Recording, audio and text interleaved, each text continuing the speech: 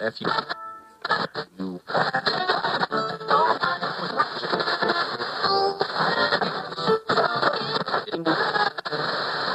means that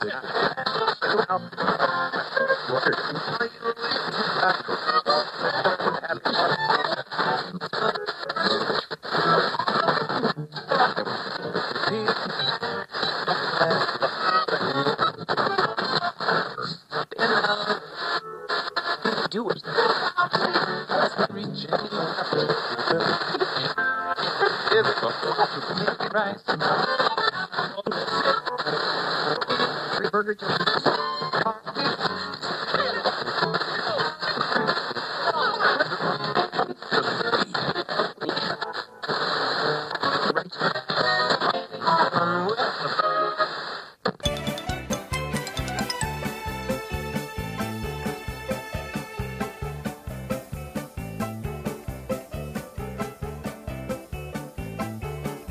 Technical difficulties.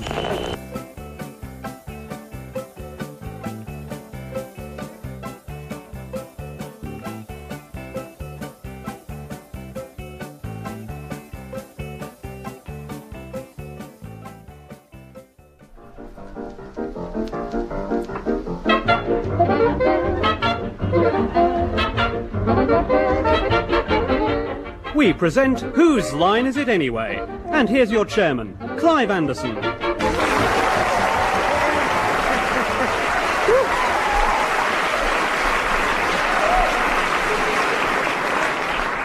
Right, hello and welcome to Whose Line Is It Anyway? A programme of skillful improvisation, spontaneous wit, off-the-cuff wisdom, and an introduction that's going to take some living up to.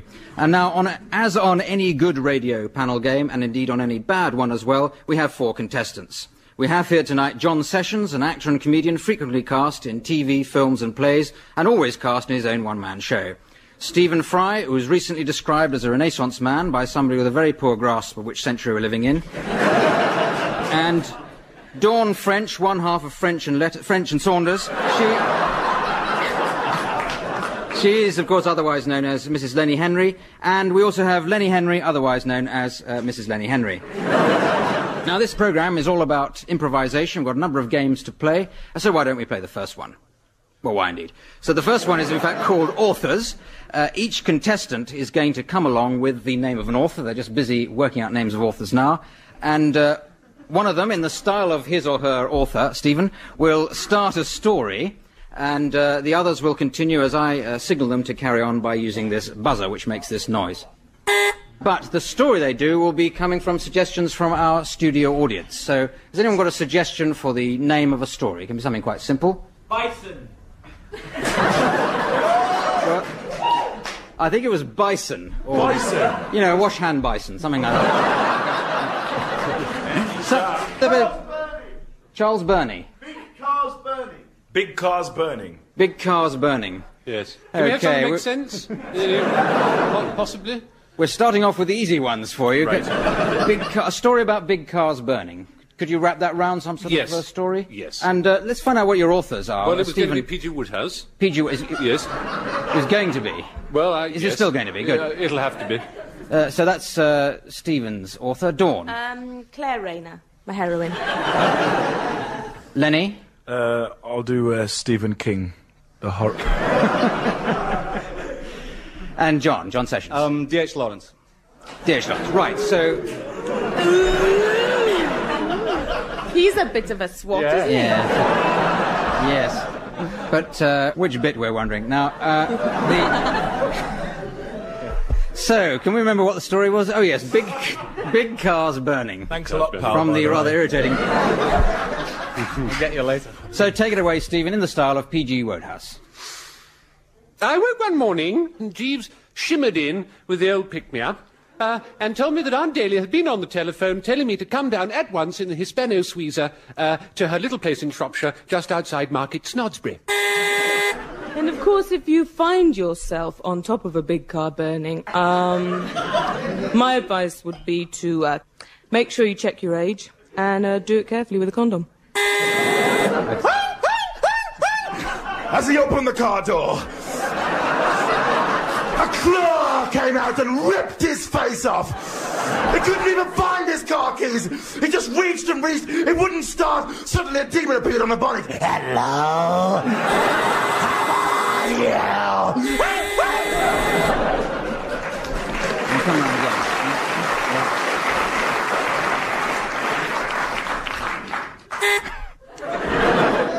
again. Tom and Anna Brangwyn held each other's bodies closer, closer, wrapping in foliate round each other, diving, thrusting, lower, biting. Plumed serpents rose, driving, fiendish, unfortunate really. They were in a Chevy Nova going over a cliff. Down they went, straight down.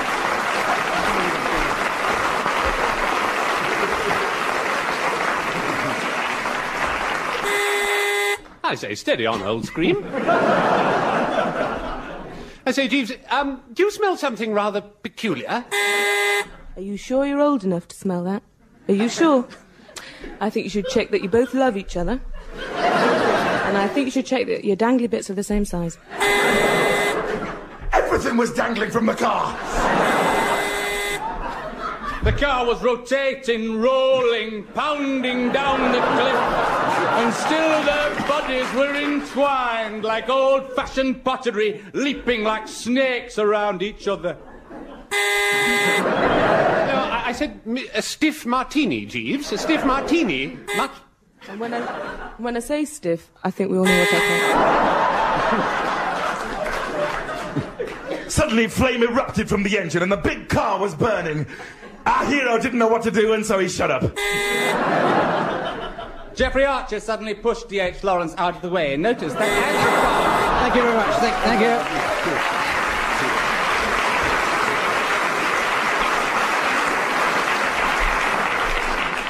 Well, I have to award points for the performances there. I'll give you all 5 points each, but one off from John Sessions, down to 4 for mentioning Geoffrey Archer.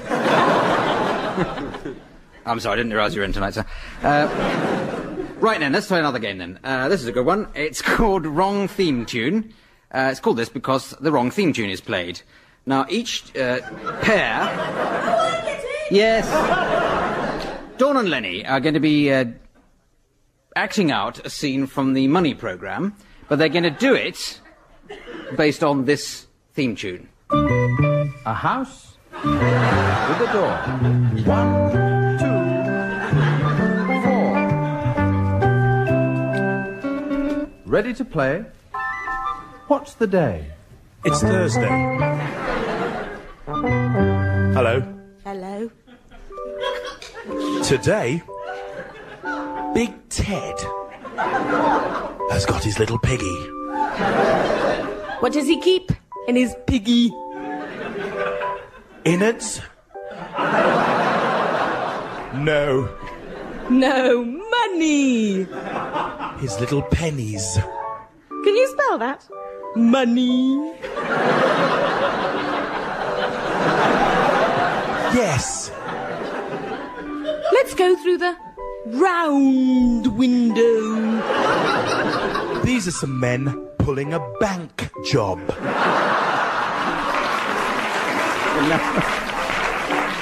They're making money. Can you say Brinks-Mat Bullion? Big Ted says crime does pay. Thank you very much.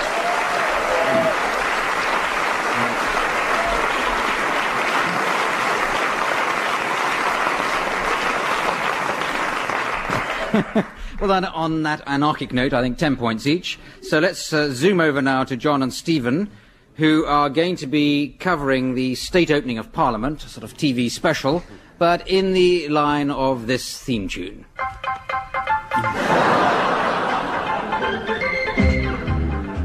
Good day. Welcome. And it's really quite an extraordinary day. It reminds me of a marriage about 400 years ago between Dot Bradman and Harold Sweetman, wasn't it? That's right, yes. And, yeah, it's a wonderful day for it, in fact. It's been raining all morning, but the covers have just been taken off the Lords. I'm slightly,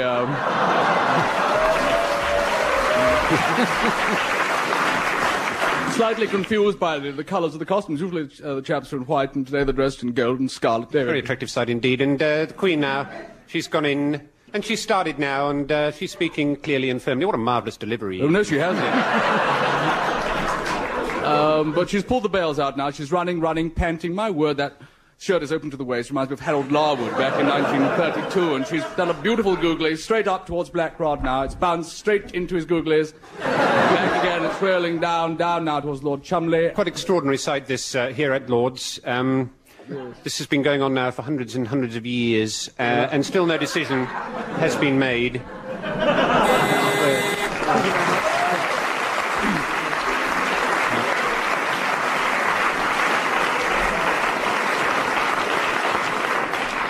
Yes, that was magnificent. We could have listened to that all night. Certainly it seems we were going to. But nonetheless, I'll have to give 8 points each there for a spectacular performance, state opening of Parliament. Now, we'll go on to every other line. This is a reasonably complicated game. Working in pairs again, and we'll start off with Lenny and John, working in a pair. One person, and in this case it's John, has the script of a play. It's a real play. It's been written in advance for us by Oscar Wilde. It's called Lady Windermere's Fan. He'll be reading the lines from that, but Lenny won't be. He'll be acting his own scene to go along with it. Does that make any sense? And the scene he'll be acting is trying to tell a mafia boss that he's just killed his daughter. But, okay. And what I'd like, if it was from the audience, is a last line to that scene for Lenny to be working towards. So if you've got a nice, snappy last line, anybody can think of? Oh, no, not again. That's good. Oh, no, not again. Okay. Well, there we are. As it is a good job, after all, that Jeffrey Archer was in. So let's... Okay. Thank you, Jeffrey. So if you would start off, Lenny, and then John will come in with his lines.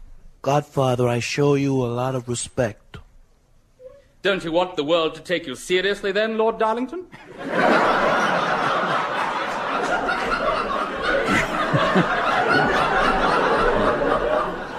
Godfather, I kiss your ring. Oh, well, we all want friends at times. Godfather, me and Vito went to the mattresses yesterday and... You think I'm a Puritan, I suppose? Well, it could be bad news for you in that... My dear Lady Windermere. You think the age very bad? We shot Shirley. Well, put it there, Parker. That'll do. We shot Shirley, your daughter, Godfather. Ah, well, nowadays we're all of us so hard up that the only pleasant things to pay are compliments. And Sonny said, oh, no, not again. Brilliant. What is this? You got the wrong... Well, I think John gets 5 points there for a brilliant reading and for a skillful working towards the last line there, without a shadow of a join. No points to Lenny. So... All right, now let's change around. Obviously now Stephen and Dawn. Dawn will be doing the reading, and Stephen will be doing the acting. Dawn is going to be reading from Lady Audley's Secret by C.H. Hazelwood. I'm sure we've all read that before coming here this evening. So you can check we're not cheating. And this is a job interview. So if you're acting out a job interview, yes, and the audience is going to give us a last line. That's all you get, personal services. Okay, go ahead. Yes, what makes you think that you're qualified for this job, exactly? Indeed. Did he tell you why I was coming? Well, you wrote a letter yourself asking if you could have the job. For what? Well, as I understood it, for installing poppet valves.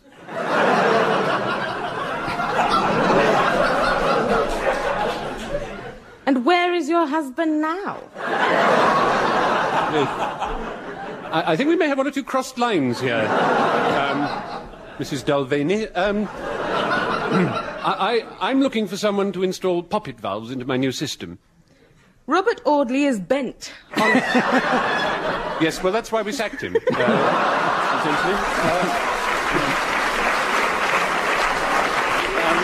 Not a matter of prejudice, just a matter of convenience. No, it's getting late. Yes, that's right. I mean, I've got 6 other people to see, so, No, not tonight. I can't sleep without it. It's my nightcap. I see what you're driving at now. You want me to provide something extra, don't you? Send your husband to me. Yes, I thought so. Personal services, yes. Ish. Yes, well, yes.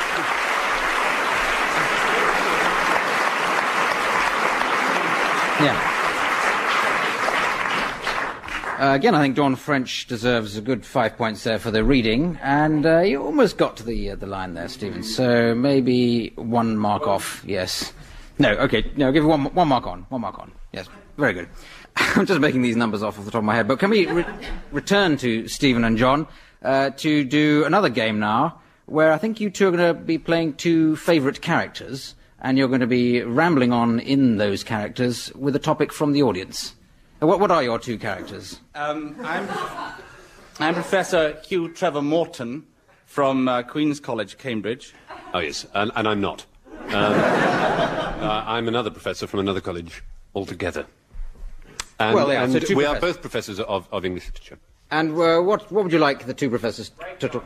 Basins. What? Basins? What was the other one? Baked beans or what? Baked beans. Oh, right. You've got a choice here. You can either do baked beans or baked beans. Oh, wild west wind, blow in the Birds thou never worked. Yes. Yes. I have 10 more, and then it doesn't rhyme, does it? No.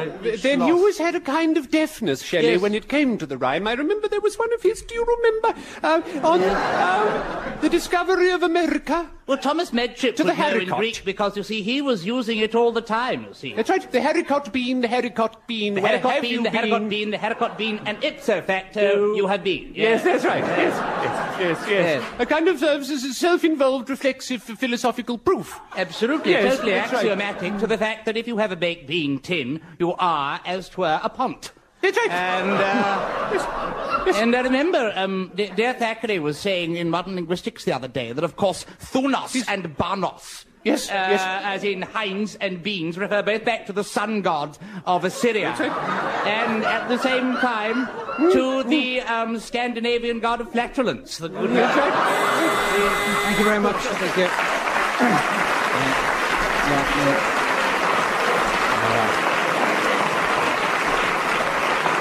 Are we going to game of try? Let's go on with your 2 characters. Now, what are your characters? This is Wayne, Yes. And this is Sharon. and they're on the first date. Yes, Wayne and Sharon on their first date. And what would they talk about? Wait.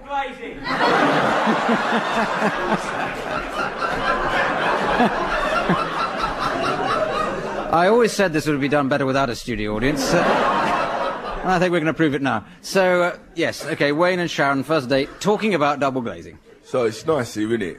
Yes, lovely here. Nice windows. Yeah. Do you think they're double glazed? Well, I don't know. They Have you might got be. a feather? No. Have you got a feather? No. Have you got a feather? No. Well, you could drop it down, see? Yeah. That's like that geezer used to do. And Who? Ted Moult. Who? Ted Moult. Drop the feather. Ted Moult. Drop the feather. And it detects any of the wind, you know. What? A feather? I said feather. Or an helicopter. So, what, you put a feather In the helicopter. and And then then... if it detects the wind, it blows around, proves you've got the double glazing, you know. And it's Ted Rogers, is it that? What? Ted Moult. Who? Ted Moult.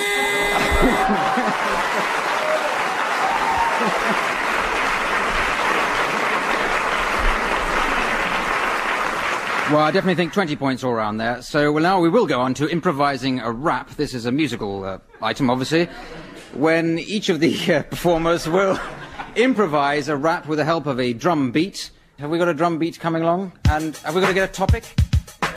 Can't hear a word. Brass? Spiders.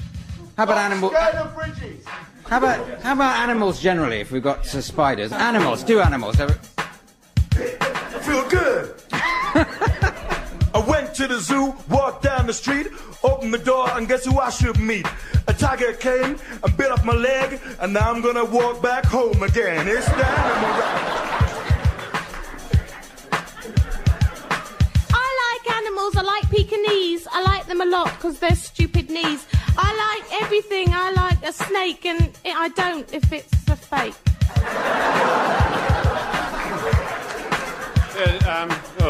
I find it rather hard to get to sleep, so I tend to spend my time counting sheep. I've got plenty in my bedroom, one on the walls, one in bed, and one curled up on my lap.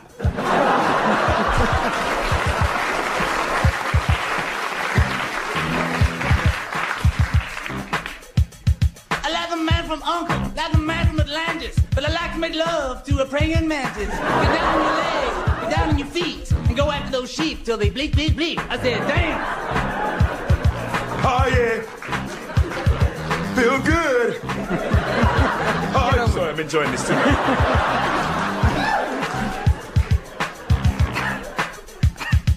I like to go hunting, there's no denying. I like to stick my gun into a big lion. I'd like to get down with a big fat sheep. I'd like to do something else and then go to sleep.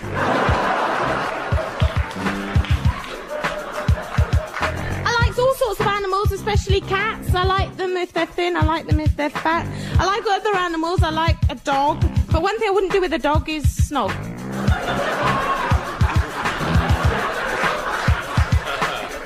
I once went to bed with a baby llama, but it didn't matter because he didn't tell his mama.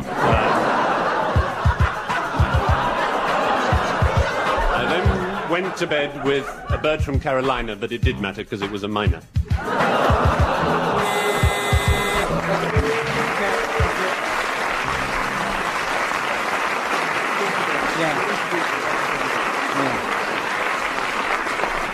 I think we can wrap that one up there. And so I think we'll give 15 points to everybody except somebody I'm going to take against Stephen. I'll give him only 5. Now, we're now going to go on to a change of company, which doesn't mean that we're going to get rid of all 4 of you, though it's quite a good idea. In fact, what the performers are going to do is to perform a story, and something nice and simple, and it's going to be, I think, Goldilocks and the 3 Bears. So they're going to perform that through, but at crucial points in it, we're going to change round the way they'll be doing it by changing round the people who are doing it. So, for example, a whole lot of dentists are performing Goldilocks and the 3 Bears. Now, I don't know why that should be. So we'll start off with you performing it as though you were dentists. Any other suggestions? Football commentators. Football commentators, excellent. Anybody else? Estate agents. Beauticians, yes. Policemen, very good one, yes. Nuns, yes. Is that? Do you want a silent order or a not silent order? Next time. Any others? Astronauts, that's another good one, I think. DJ is another one I had as a suggestion earlier on. Is this the full list we've got here? Right. I think, Stephen, are you going to play Daddy Bear? And Don, I've got you penciled in as Mummy Bear. And if John, you could play Baby Bear, and Lenny, could you play Goldilocks? Starting off, what do we say we're going to start off with? We were going to start off with dentists, a rather different one just to begin with. Right. All right. Open wide. Well, that's the door. And, Okay, go on to policeman. all right, then, what seems to be for breakfast, Mrs. Bear? Well, there's some... Another bedroom there's now. some... 4536. Come in, 4536. Come in. I've detected some porridge. Porridge. On the table. Porridge. Well, Yes. we'll do our porridge then. All right, that's what we'll do. This porridge is hot. You're right, it is. I don't know who pinched it. This is definitely... I guess do cavemen getting onto this, going for a walk. Let us leave the cottage. And rub oil into your bodies until you look like tandoori chickens. Okay, I think Goldilocks is about to arrive, and could we do it as astronauts?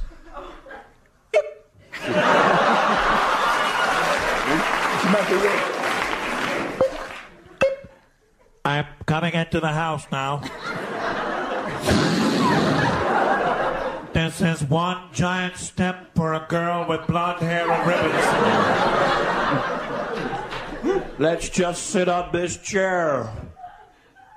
Too hard.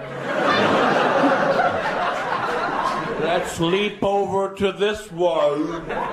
Too soft. Let's try this. Zero gravity means that the chair is completely broken. Let's try this porridge.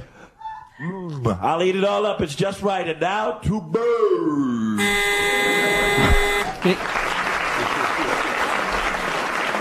Okay, so I think we should have the Bears coming back, or thinking about it, as football commentators.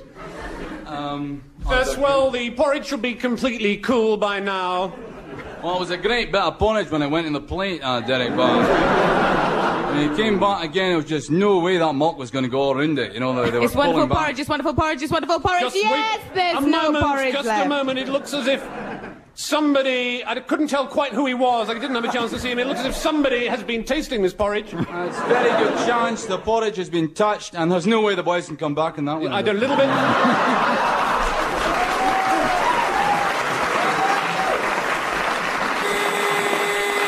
We should be about finding Goldilocks now as DJs. Right, and with the time fast approaching, coming rapidly up to, time to go into the bedroom, I think, so... Yes, that's a marvellous suggestion there from Marjorie of Kingsbridge. Thank you very much. And can we end the story with, as Australians? Waltzing Matilda, waltzing Matilda. Truth, there's some kind of bed under my bed. Forget that, let's have the lager. Hi guys, what say we go downstairs and have some tucker? Why not? That's a good idea. I never heard it spelt like that before.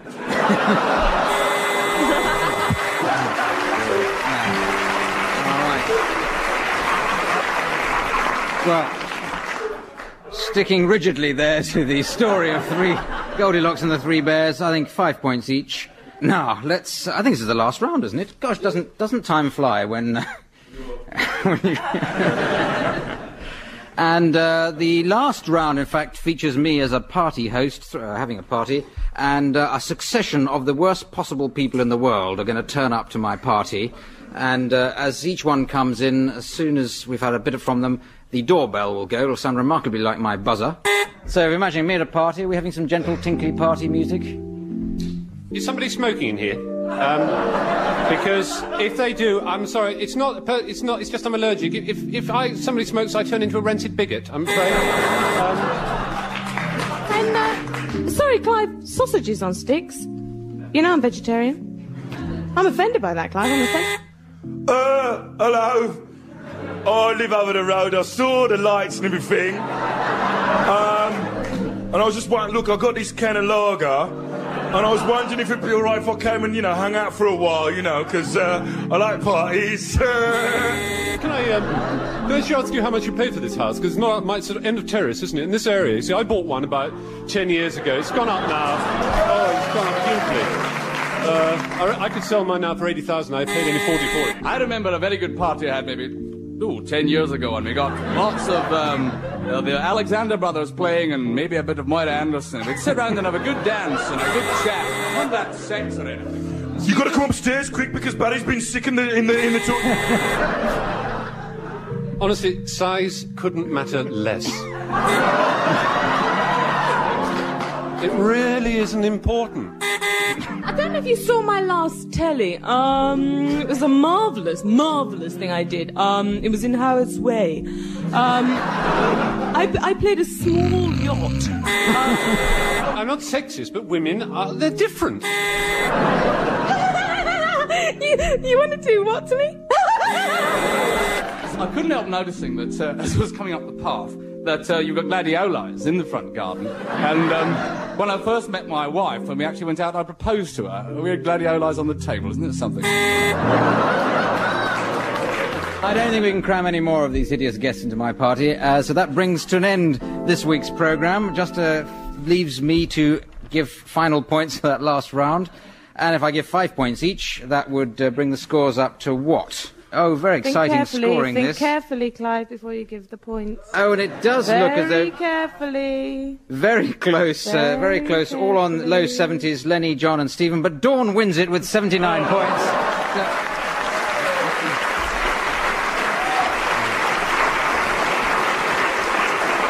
And I wasn't even responsible for the scoring. It was Mark Leveson adding up the scores for us. And that completes our programme for tonight. So it's goodbye from all of us. Goodbye.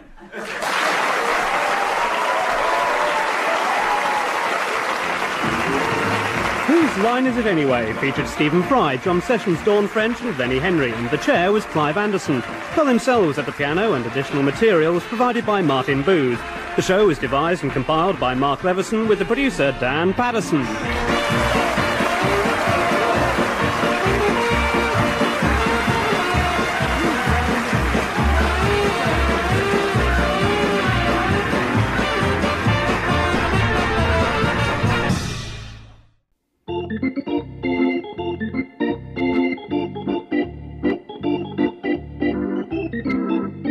Technical difficulties.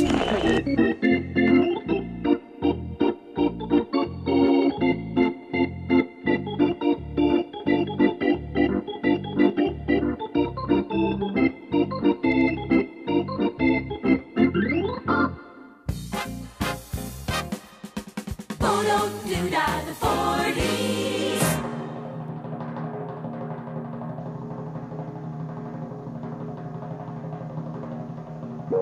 We present Peter Sellers, Harry Seacombe and Spike Milligan in The Goon Show!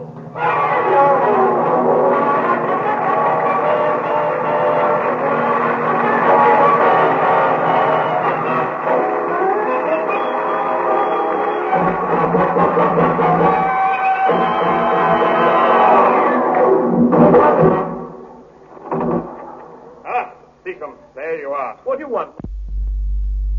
I'm not interested. I'm too busy. Too busy? Too busy? Capricci. You English are all the same. Oh, no, we're not.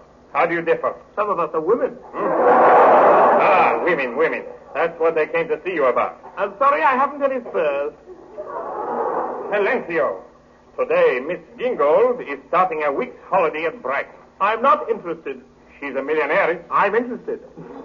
Good. It is known that she has a weakness for lifeguards. And? If perchance you were to rescue her from drowning, well, she has money and she likes men. But Moriarty, I'm married. We must not let little things stand in the way. But the little things do stand in the way. I should know. I've got 12 and the wife tells me there's another one on the... Yes. Then the money will come in handy, won't it? Now, first, this is the plan. You get down to Brighton, and there you join the lifeguards. Right. I'll catch a train from Victoria at once.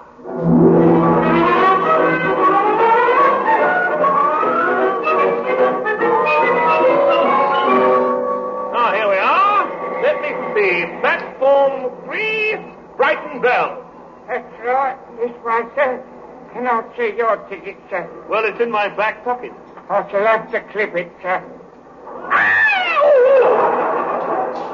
Say, could you have waited till I got it out? I'm impulsive, you know. They calls me the Eva Bartok of the ticket collectors. Well, here's my ticket. Here. This is only a platform ticket. Yes, I'm travelling by platform. Oh, well, that's all right then. For a minute I thought you were trying to do the British Railway. I was. I knew you was. That's why I was helping you. Thank you, comrade. Yes, well, hurry up. She's leaving. Get in the guard's van. That's how most of them dodge it, you know, isn't it? Brighton, here I come!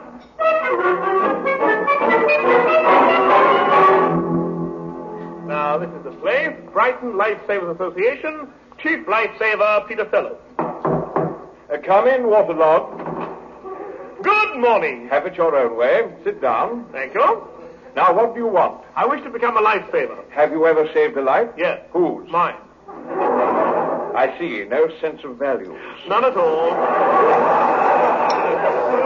How did you save your life? Simple. I didn't do anything to stop it.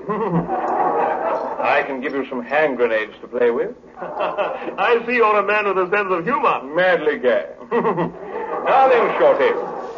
A caution. To become a member of the Brighton Lifeguards Exclusive Club, you pay a subscription of £100. What do I get for that? A receipt. That's all, a receipt for paying you £100? Ah, but we give you a receipt for £300. So? Well, you're saving £200. Oh, well. That's better. What? I knew you'd see it my way. Now then, a few particulars. When did you first take an interest in swimming? The day I was christened. Why? The vicar dropped me in the font. Hence my name, Harry Splash. Oh, you wet my cassock, Seacombe. Yes. Mr. Seacombe, if you'll pardon me calling you by that disgusting name, Mr. Seacombe, you interest me. I'm sorry, I'm promised to another. You misconstrued my meaning. What I meant was, are you Harry Seacombe, the famous radio failure? The same? Well, in that case, I offer you the job as chief lifesaver at a salary of £2 per week. Offer me a larger figure. Very well, 40 shillings. Done! Now, your duty is to save people from drowning, but first I want you to go down and stand by the sea. Why? Well, that's where they usually drown. Where does Miss Gingold usually swim? That strip of sands west of the pier. Thanks. I'll get down there at once.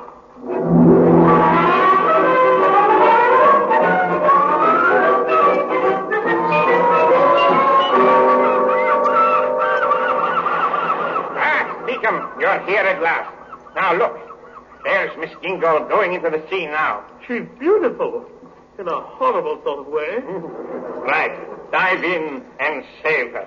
Here goes.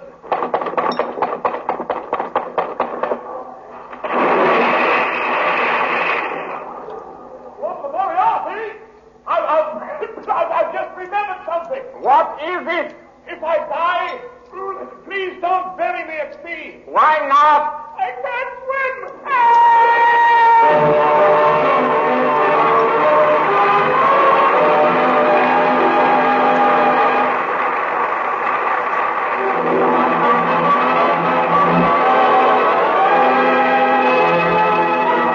Sending back Delbert.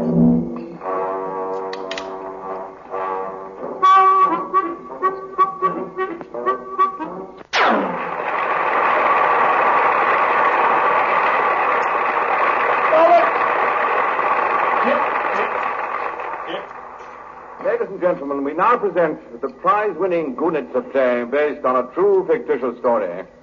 Listen then to The Man Who Tried to Destroy London's Monuments.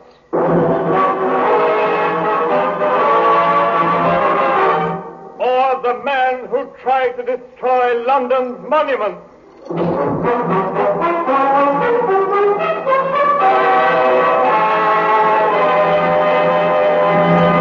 Let us hear a dramatic narrative from the lips of the author, the great poet and tragedian, William J. McGoonigal.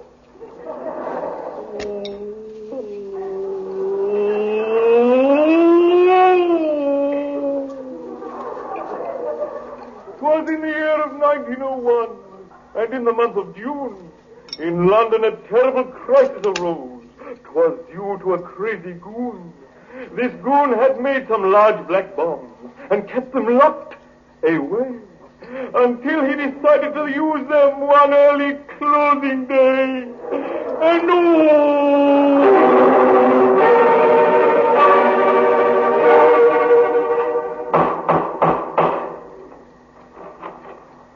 good morning. Good morning, ladder. Are you number 10 Downing Street? I'm not, but the building is. Oh, are you the Prime Minister? No, I'm not, ladder. Oh, sorry. That's all right. It is a mistake that any idiot could have made. Actually, I'm the Foreign Secretary. Oh, you look a bit foreign-like. Man, delightful to tease you. Now, what do you want? All right, it's a telegram for the Prime Minister. Thank you, laddie. Goodbye. Who was it, Anthony? This telegram for you, sir. Let me see. Good heavens. Listen to this. Dear Mr. Gladstone, tonight I will commence to destroy the following ancient London monuments: Nelson's Column Albert Memorial, and Annan Eagle. Finally, I shall blow up Greater London. I say, naughty fellow. This is terrible. Look, he spelt my name with a small G. Mr. Gladstone, if London is going up at midnight, hadn't we better have some dinner early? Oh, nonsense, Anthony. This is the work of a practical joker. No man would dare.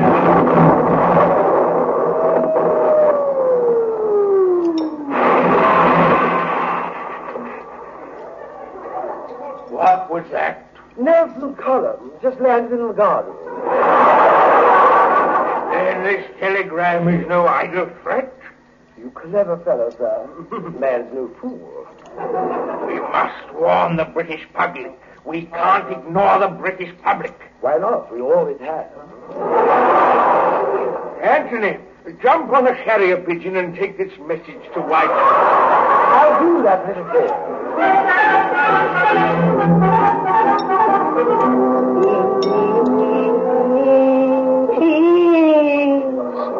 So the news was rushed to Whitehall to blood up the chief of the army, for all the politicians trusted him, which was proof that our government were balmy.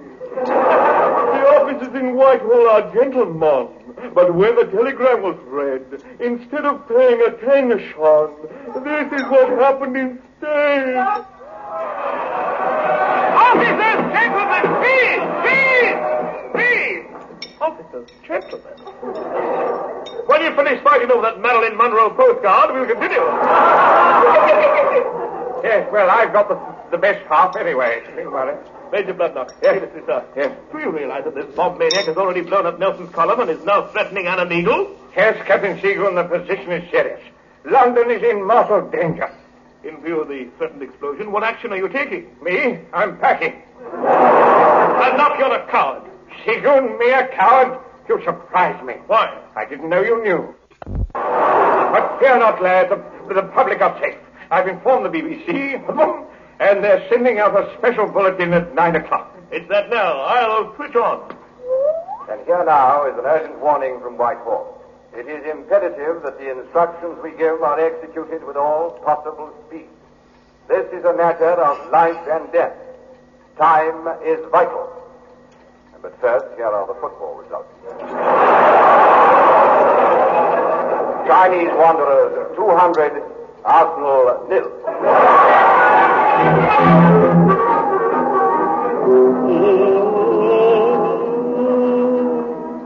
And so the evacuation of London began. Every man, woman, and child left by train. And at 10 that night, not a soul was left. Yes, there was. Where were you? Down at Rhine. Meanwhile at Whitehall... Now, gentlemen, this map on the wall shows you how we intend to search for this bomb maniac. Yes. You see those little green pins? Yes. Well, they represent the search parties. I see. All these little green pins here, and there represent search parties. Mm-hmm. So, in fact, whenever you see little green pins stuck in the map, they represent search parties. I see. Now, any questions? Yes. Well? What are all those little green pins? The little green pins represent search parties. Thank you, Captain. If you're going to ask questions, you never learn anything outside. Now, next. Here are photographs of the bomb maniac. So take one each. Yes, thank you. Thanks. I'll have one here. Right. Now, I want you to study the photographs carefully so that you'll recognize this man. But, sir, my photograph shows a picture of a pair of old army socks. And mine shows a lamppost. Mine shows a killed man with a shovel. Gentlemen, this man is a master of disguise. But don't be put off. Search every house. Now, any questions? Yes. What are those little green pins? The little green pins represent search parties. I've told you that for the last time, understand? The last time. You sure? Positive. I'm going. Farewell. As I exit the hospital. Good luck. Now, gentlemen, one moment, Seagun. This may be important. Hello? Is that Bloodnock? Yes? Major Bloodnock of the 3rd Mounted Naffy? The very same. Why, you filth What?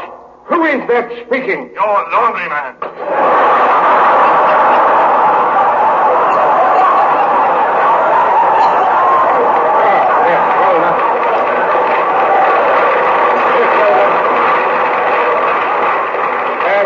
Carry on, Captain Seagoon. Search the city. We've only got 2 hours left, so we'd better fit the Railington Quartet in right now. Any old darn, any old darn, any old darn. You look big, talk about trees, you look at double minute up your feet. This is our brand new car, Papa's no great darn. Wouldn't even up to the wood chain, old darn, old darn. Any old iron, any old iron. Any old iron. You look neat, talk about a treat. You look dapper from your napper to your feet. Dressed in style, brand new tile, father's over in town. I wouldn't give you tuppence for your watch chain. I'm beginning to sound like Eve Boswell. Old iron, old iron, iron. Old iron, old iron. You look sweet, talk about a tree. You look at that man, I'm 50. That's this style, brand new time. Father's over in town. Oh, give me something so much, old iron, old iron. Here we go again.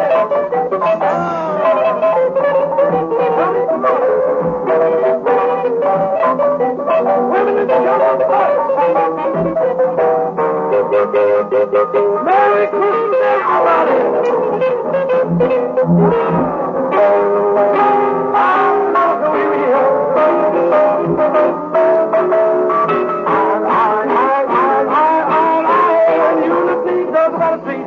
Government up your feet, just in style, bright style, father's broken style. I want to be your old iron, old iron, old iron.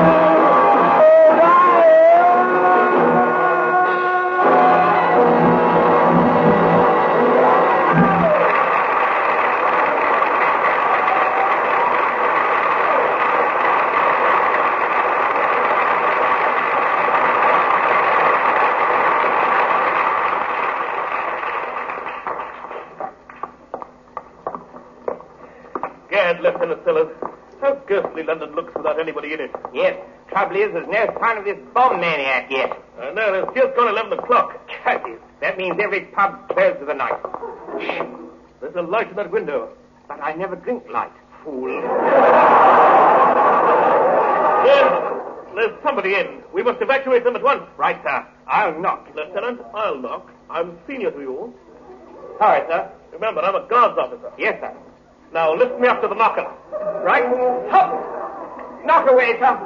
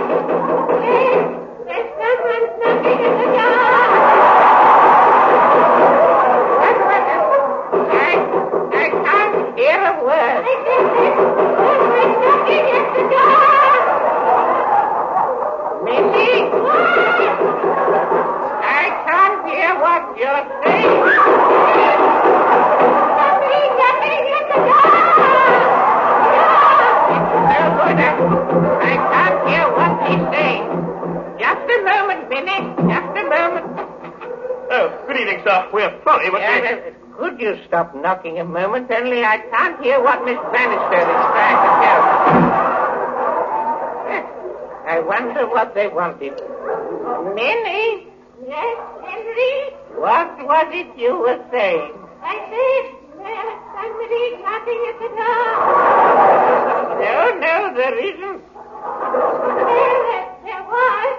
Yes, I know, but I stopped them. What for? Because I couldn't hear what you were saying.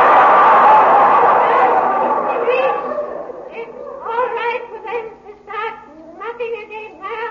Yes, I'll tell them. Good night, Minnie. Good night, Henry. Ah, good. You're back, sir. Now, we've come about... It's all right for you to start knocking again. Good night.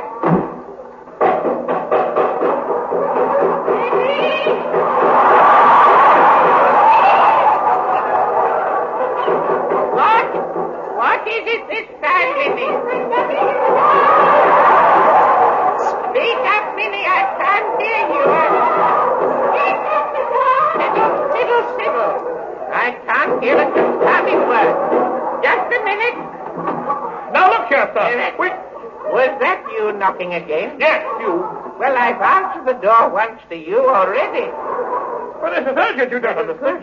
Could you stop knocking again? Because my Aunt Bannister wishes to have words with me. Oh, well, tell I haven't got all night. Minnie? He says that he hasn't got all night. What is your name, sir? Captain Seagull. Captain Seagull. I'm sorry I've never heard of him. He's sorry he's never heard of you. Listen, man alive, this is vital. Good night. Good night.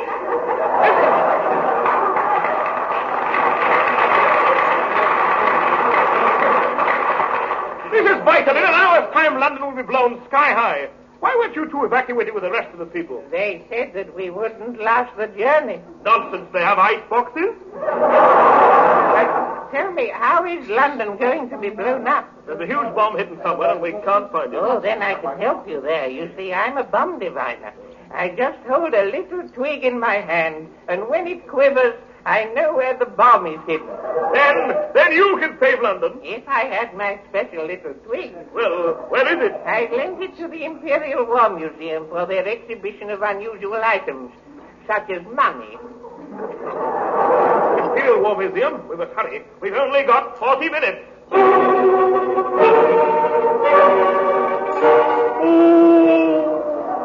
And so to the Imperial War Museum they ran. They were stopped at the gates by a sentryman. But the sound of his voice was not normal, I fear. For as Sigrun drew close, this is all he could hear. Oh,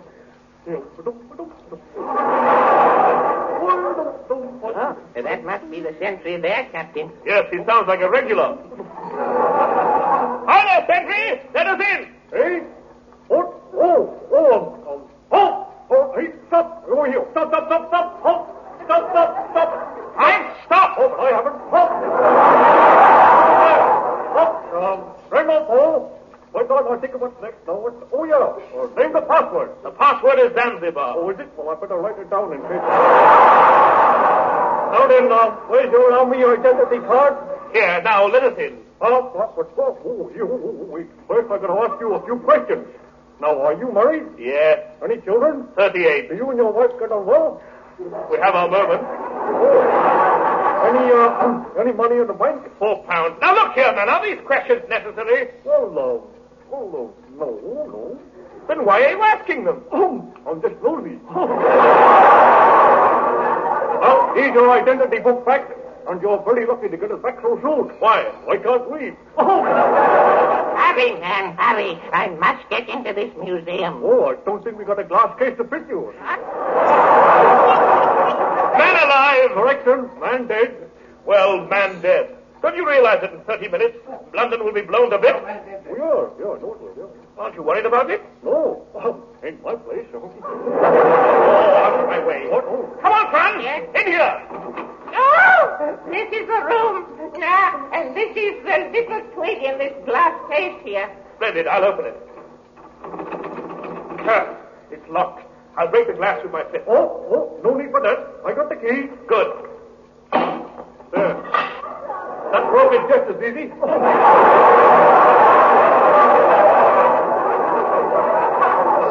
Brilliant. Yeah, brilliant. It proves the slogan that you're somebody in the modern army today. And what are you? I'm somebody in the modern army today. Oh, look, Captain. The special twig is quivering.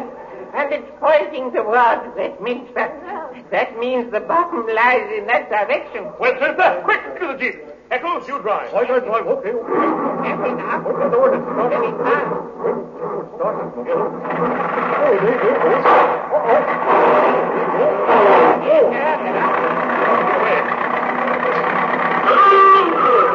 By heavens, man, you're a dangerous driver. I know, but it's not bad the first time. Good heavens, Captain Seagoon, the twig is pointing towards the Houses of Parliament. That means the bomb's inside the house, and there's an all-night sitting on. Oh, he's a chance of getting rid of all of them. Unpatriotic swine. Step on it. We've only got 5 minutes left. Okay.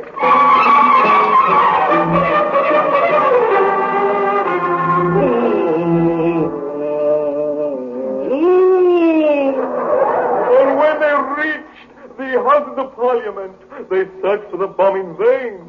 For all they found was a man in a hole. It was me. I was still down a drive. Oh, and then on the stroke of midnight, by the light of a candle's glare, they found the devilish time bomb. Look, it's under the Speaker's chair. And it started to take. That means it's about to explode. Explode? Yes. Did you hear that, Eccles? Don't panic. I know how to neutralize it. Well, hurry, Con. It's on the stroke of midnight. Now, don't rush me. I know what I'm doing. Just of all, first I remove the hairless stabilizer. Good man. That's it. Yes. Now, I just lift out the 400-ton thumb screw. Good work, Con. Next comes the quadruc-mere Hatsplan detonator. You genius, Con. Yes, I must get the words right. Yeah.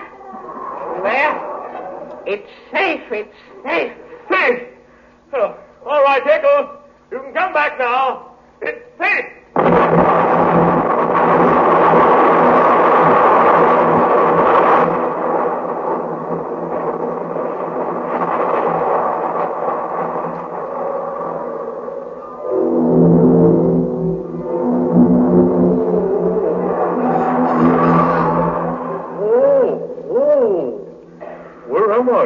Mrs. Dale's daughter.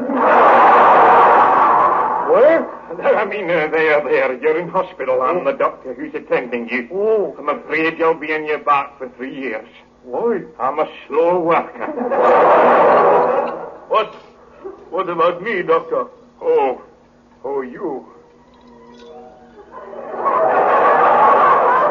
Lieutenant Seagoon, you're a brave man. But would you mind laying down? What for? Your deed. Well, almost. Anyway, before you go, there's a young patient wants to speak to you. Send him in. Aye, I will. This way, lad. Here he is, Lieutenant Seagoon. Come closer, lad. Come closer. Well, lad, you want to know something? Yes. What was all that little green thing?